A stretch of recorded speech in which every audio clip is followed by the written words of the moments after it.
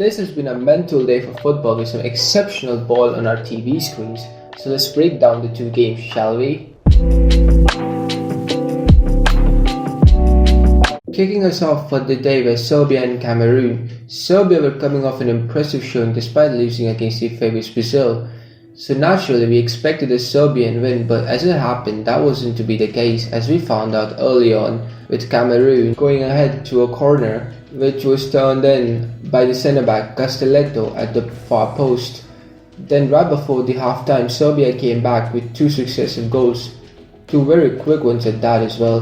The first being a free header for Ovalovic, which he put away nicely and cleanly, and a great strike a minute later by Sergej Milinkovic-Savic. Who else? Soon after the second half had begun, Serbia got a third through Mitrovic, and look at the build-up here. Mitrovic to Kostic, to Savic, back to Mitrovic, who passes it into the net. Absolutely beautiful. It looked like it was over, but Cameroon had other plans. Substitute Vincent Aboubakar, who actually was great at the AFCON earlier this year as well, pulled one back with a run and a nice chip over the goalie, and then put it on a plate for Eric Choupo-Moting to tap it in, and so he did. And Mitrovic could have easily won Serbia the game with this chance very late on, but it wasn't meant to be, so it ended 2-2 in the Al Janoub Stadium in Qatar. Then we had Ghana taking on South Korea in a vital game. South Korea had most of the early possession but not much to show for it. And when you don't take your chances, you get punished, and that's what Ghana did. Through two quick goals to Salisu and Kudus. First was a rather messy mess, a proper scramble in the box. The ball in the end fell to Salisu, who scored from close range. Then Kudus, on the end of a beautiful cross pass, came the South Korean goalkeeper. South Korea was struggling to deal with the crosses into the box. It looked like Ghana were gonna run away with it, but South Korea pulled one back to Cho Gae-sung's header, and then another one through another header from who else but Cho Gae-sung.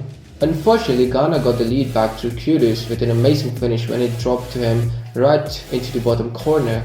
I say unfortunately because I wanted Korea to go through to the next round so badly, but it wasn't meant to be. They had a flurry of chances in the end, but it just didn't go in because it was just one of those days for South Korea where the ball just never goes in. No matter how much you try, it just won't go in, and it was one of those days for South Korea.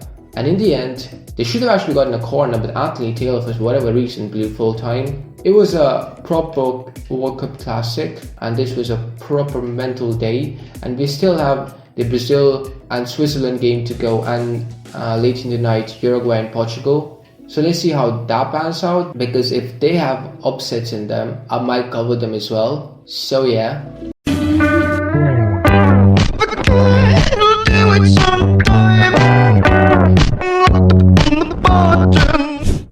Yeah, I lied.